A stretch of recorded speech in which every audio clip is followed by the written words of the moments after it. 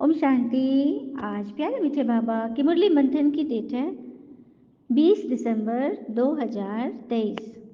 तो आज मीठे मीठे बाबा अपने बच्चों से कह रहे हैं, मीठे बच्चे, अपने रॉयल चलन से सेवा करनी है, श्रीमत पर बुद्धि को रिफाइन बनाना है, माताओं का रिगार्ड रखना है। अपने रॉयल चलन से सेवा करनी है, श्रीमत पर बुद्धि को रिफाइन बनाना है, माताओं का रिगार्ड रखना है। प्रश्न है, कौन सा कर्तव्य एक पिता का है, किसी मनुष्य का नहीं? कौन सा कर्तव्य एक पिता का है, किसी मनुष्य का नहीं? उत्तर, सारे विश्व में पीस स्थापन करना। यह कर्तव्य बाबा का है। मनुष्य भल कितने भी कॉन्फ्रेंस आदि करते हो, लेकिन पीस तो हो नहीं सकती। शांति का सागर बाबा जब बच्चों से पवित्रता की प्रतिज्ञा कराते हैं, तब पीस स्थापन होती है। पवित्र दुनिया में ही तो शांति है। तुम बच्चे यह बात सबको बड़ी युक्ति से और भवके से समझाओ, तब बाबा का नाम वाला हो। तो यह बातें बड़ी युक्ति से समझाना, भवके से मतलब एकदम कॉन्फिडेंटली, तब भगवान का नाम वाला होता है। हाँ, कहते हैं ना, अगर सूरज की तरह जलना है तो रोज उगना पड़ेगा, मतलब प्रत्यक्ष होना पड़ेगा। किसी भी प्रॉब्लम से घबराना नहीं है, निकलना पड़ेगा। गीते हैं, मैं एक नन्हा सा, मैं एक नन्हा सा छोटा सा बच्चा हूँ, तुम हो बड़े बलवान, प्रभु जी मेरी लाज धरो, प्रभु जी मेरी लाज धरो, प्रभु जी मेरी लाज धरो। तुमको दयालु अपना समझ कर मैंने आज पुकारा, मुझ निर्बल का हाथ पकड़ लो, दे दो नाथ सहारा। मैं एक छोटा सा, मैं एक प्यारा सा बच्चा हूँ, तुम हो मेरे सिरताज, प्रभु जी मेरी लाज धरो। ओम शांति। तो यह गीत तो भक्ति मार्ग का गाया हुआ है ना, क्योंकि हर तरफ भक्ति का ही प्रभाव है। दूसरी तरफ अब ज्ञान का प्रभाव चल रहा है। भक्ति और ज्ञान में रात दिन का फर्क है। कौन सा फर्क है? यह तो बड़ा सहज है। भक्ति है रात और ज्ञान है दिन। भक्ति में दुख, जब बहुत दुखी होते तब तो भगवान को पुकारते हैं। दुख में, चिंता, तनाव में हम ज़्यादा से ज़्यादा व्रत करते, ज़्यादा से ज़्यादा मन्नत मांगते, करते हैं ना। मन्नत कब मांगते? जब दुखी होते।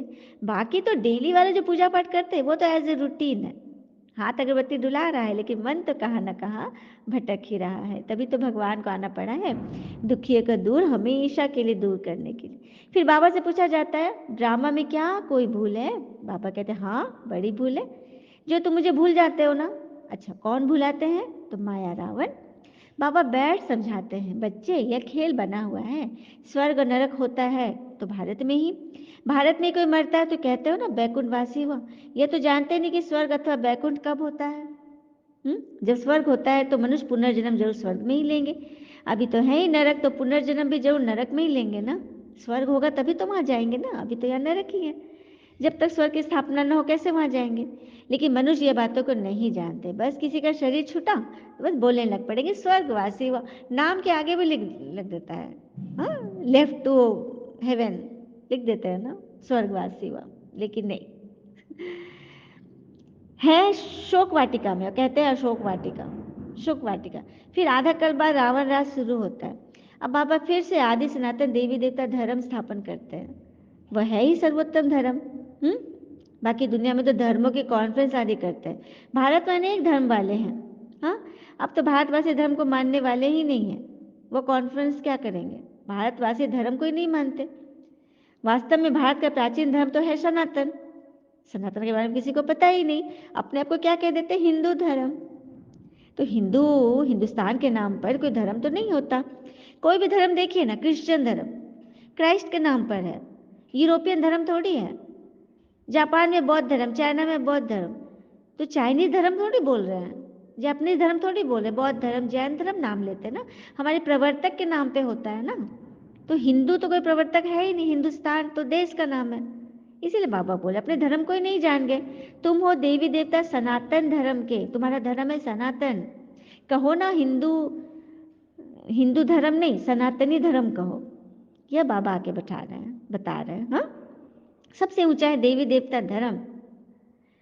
तो वो जब समझ जाएंगे ना इंसानियत का धर्म, देवता का धर्म, तब कोई झगड़ा ही नहीं लगेगा। अभी अपना अपना मेरा धर्म, उसी में तो झगड़े चल रहे। हाँ, जैसे एक बार कुंभ के मेले में झगड़ा हुआ था ना, कितने सारे मरे थे। मेरी सवारी अखाड़ा लोग पे हम हो गया था ना, बहस हो गई थी, द्वंद हो गया था। मेरी सवारी आगे चलेगी तो मेरी लड़ पड़े थे, कितने मरे थे। तो ये क्या है, ये कोई धर्म थोड़ी ना है।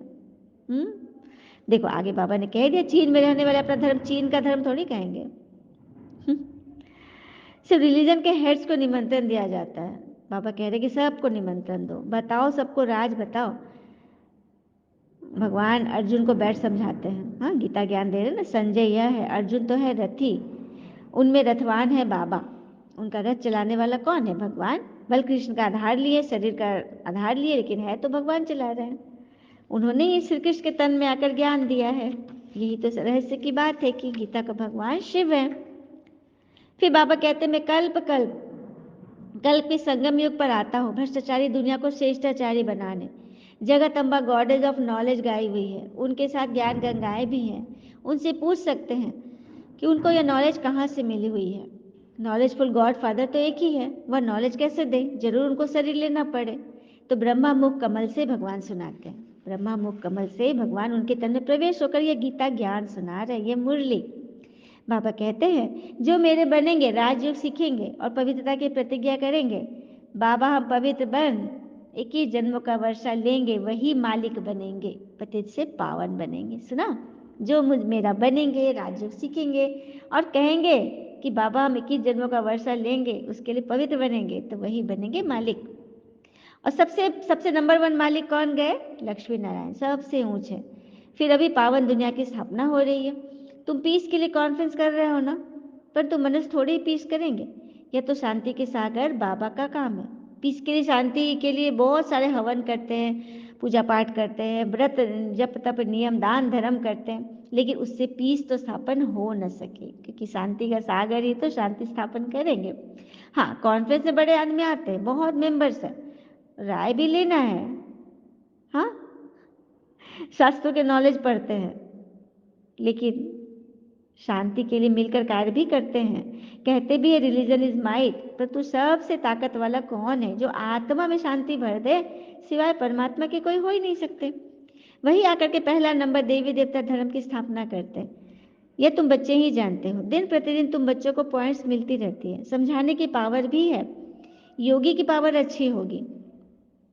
किसकी पावर अच्छी होगी, योगी की, जो याद में रहते। बाबा कहते ज्ञानी तो आत्मा ही मुझे प्रिय है, ऐसे नहीं कि योगी प्रिय नहीं है। जो ज्ञानी होगा वह योगी जरूर होगा। देख ली, दोनों कंबाइंड है, ज्ञानी और योगी कंबाइंड। जिनका योग नहीं है उनको धारणा भी नहीं होगी, क्योंकि देह अभिमान बहुत है। बाबा तो समझाते हैं आसुरी बुद्धि को दैवी बुद्धि बनाना है, पत्थर बुद्धि को पारस बुद्धि बनाने वाला बाबा ईश्वर है। रावण आकर के पत्थर बुद्धि बनाते हैं, उन्हों को नाम ही आसुरी संप्रदाय है।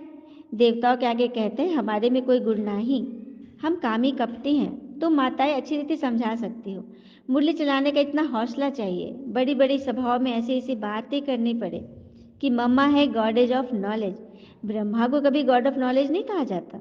सरस्वती का नाम गाया हुआ है, ज्ञान की देवी किन के लिए गाया हुआ है, सरस्वती माता के लिए। तो जिसका जो नाम है वही उसी पर ढर्रे पर चलना है। माताओं का नाम वाला होता है ना। कई गोपों को बहुत देह अभिमान हो जाता है कि क्या Brahma Kumar God of knowledge नहीं बनते। अरे जब खुद ब्रह्मा ही कह रहे कि मैं गॉड ऑफ नॉलेज नहीं हूँ, माताओं का बहुत रिगार्ड रखना पड़े, क्योंकि यह माताएं ही जीवन पलटाने वाली हैं, मनुष्य देवता बनाने वाली हैं। जो माताएं भी है तो कन्याएं भी है। अधर कुमारी का राज भी कोई नहीं समझते। अधर कुमारी अर्थात जब से ज्ञान में आए तब से पवित्रता को धारण कर लिया, वो है अधर कुमारी। ठीक है, जिन्हों को बाबा से वर्षा लेना है वही समझेंगे, बाकी जिनकी तकदीर में नहीं वो क्या समझेंगे। और जो बाबा को मानते हैं लेकिन ज्ञान नहीं समझ पाते, तो नंबरवार दास दासिया प्रजा में ही आ जाएंगे। फिर मनुष्य सृष्टि वृद्धि को तो पाती रहेगी, प्रजा भी वृद्धि को पाती रहेगी। ऐसे ऐसे कॉन्फ्रेंस जो होती है उसके लिए जो अपने को मुख्य समझते हैं उनको तैयार रहना चाहिए। देखो अपने आप ज्ञान में कितना है, हम कितना सर्विस कर सकते हैं, बाबा के कितना लायक बने हैं, वो सब अपने बारे में तो जानते हैं ना। तो बाबा कह रहे हैं कि खुद को तैयार रखना चाहिए, कब कौन सी सेवा सामने आ जाए। हाँ, जिनमें ज्ञान नहीं है वो जैसे छोटे बच्चे ठहरे, इतनी बुद्धि नहीं, देखने में भल बड़े हैं परंतु बुद्धि नहीं है, वह छोटे हैं। कोई कोई की बुद्धि बड़ी अच्छी होती है, कोई कोई की बुद्धि बड़ी अच्छी होती है, सारा मदार बुद्धि पर है, छोटे छोटे भी तीखे चले जाते हैं। कोई की समझाने में बड़ा मिठास होता है, बातचीत बड़ी रॉयल्टी से करते हैं, समझेंगे कि रिफाइंड बच्चे हैं। चलन से भी शो होता है ना, बच्चों के चलन बहुत रॉयल होनी चाहिए, कोई अनरॉयल काम नहीं करना चाहिए। नाम बदनाम करने वाले ऊंच पद पा नहीं सकते। शिव बाबा का नाम बदनाम करते हैं तो बाबा का भी हक है उनके खबर लेने का। अच्छा, मीठे बच्चों प्रति भगवान की नमस्ते, हम बच्चों के भी प्यारे बाबा को नमस्ते। रात्रि क्लास है। बाबा कह रहे अब तुम बच्चे समझते हो कि हम जीव आत्माएं परमपिता परमात्मा के सम्मुख बैठे हैं, इसको ही मंगल मिलन कहा जाता है। कौन सा मंत्र है भक्ति में, बहुत कार्ड वार्ड में बहुत जगह ये लिखा जाता है, मंगलम भगवान विष्णु मंगलम गरुड़ध्वज मंगलाय पुंडरीकाक्ष मंगलाय तनोहरि। आज बाबा ने यह मंत्र के बारे में बताया है। तो यह मंत्र है विष्णु जी के मंगलम होने का प्रतीक। क्यों विष्णु जी मंगलम का प्रतीक है? क्योंकि वह स्वर्ग के महाराजा हैं और उनकी सवारी गरुड़। गरुड़ का शास्त्रों में बड़ा नाम है। पता है गरुड़ का नाम क्यों है? क्योंकि जटायु भी एक गरुड़ थे ना, और उन्होंने सीता माता को बचाने के लिए अपने प्राणों की बलि दे दी। यही कारण है कि विष्णु जी ने उनको अपनी सवारी बना लिया। राम जी खुश हो गए, और राम जी तो विष्णु जी के मतलब रूप है ना। तो उन्होंने गरुड़ को अपना ध्वजा मतलब अपने आसन बनाया। और फिर है कमल के नेत्र वाले मंगल हो, तो जिनका कमल जैसा नेत्र हो। हाँ, विष्णु जी मतलब कि प्रारब्ध वाली स्टेज है, फाइनल स्टेज है विष्णु जी, नारायण जी। तो उनके कमल नयन है, उनके नयन में हमेशा सबके लिए शुभ भावना, क्षमा, रहम यही है। कोई क्वेश्चन नहीं, कोई दर्द नहीं, कोई हलचल नहीं। तो ऐसे कमल नयन वाले का सदा मंगल होता है। फिर है तनोहरि, अर्थात ऐसे नयन वाले विष्णु जी समान मंगल करने वाले, सदैव मंगल में रहने वाले, मंगल जीवन बनाने वाले ही हरि के द्वार हैं। उनके पास जाओगे ना तो वही हमको भगवान से मिला देंगे। तो ये है इस मंत्र का रहस्य। अच्छा, गुड नाइट। रात्रि क्लास है ना। धारणा के लिए मुख्य सार, पहले पॉइंट, बाबा का प्रिय बनने के लिए ज्ञानी और योगी बनना है। भगवान का प्रिय बनना है ना, तो ज्ञानी के साथ साथ योगी भी बनना है, क्योंकि ज्ञान है समझ और योग है ताकत। जब तक ताकत नहीं होगी ना, आप कमजोरी रहोगे, भगवान को भी, उनके प्यार को भी नहीं खींच सकोगे, उसमें भी ताकत चाहिए। देहाभिमान में नहीं आना है। दूसरी पर मुरली चलाने का हौसला रखना है। ऐसे मुरली चल, कहीं भी जाओ सर्विस में तो मुरली चलाने में एकदम मतलब एकदम तात लगी रहे। अपने चलन से बाबा का शो करना है, बातचीत बड़े मिठास से करनी है। अपने चलन से बाबा का शो करना है, बातचीत बड़े ही मिठास से करनी है। वरदान, कर्म भोग को कर्म योग में परिवर्तन कर सेवा के निमित्त बनने वाले भाग्यवान भव। कर्म भोग को कर्म योग में परिवर्तन कर सेवा के निमित्त बनने वाले भाग्यवान भव। तो तन का हिसाब किताब कभी प्राप्ति व पुरुषार्थ के मार्ग में विघ्न अनुभव न हो। तन का हिसाब किताब था, कोई रोग तो शोक आ रहा है, कर्म भोग आ रहा है, परिवार में कोई समस्या आ रही है, वो अपने पुरुषार्थ के मार्ग में विघ्न रूप न बने। तन कभी भी सेवा से वंचित न हो पाए। भाग्यवान आत्मा कर्म भोग के समय भी किसी न किसी प्रकार से सेवा के निमित्त बन जाती है। कर्म भोग के बीमारी के समय भी किसी न किसी प्रकार से सेवा करती रहती है।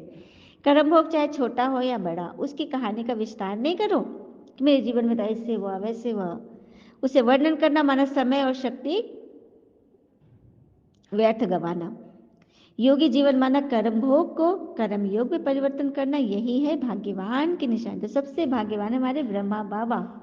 जब लास्ट समय उनके शरीर में इतना दर्द था, शरीर छूट रहा था, तो एक तरफ कर्म भोग और एक तरफ कर्म योग।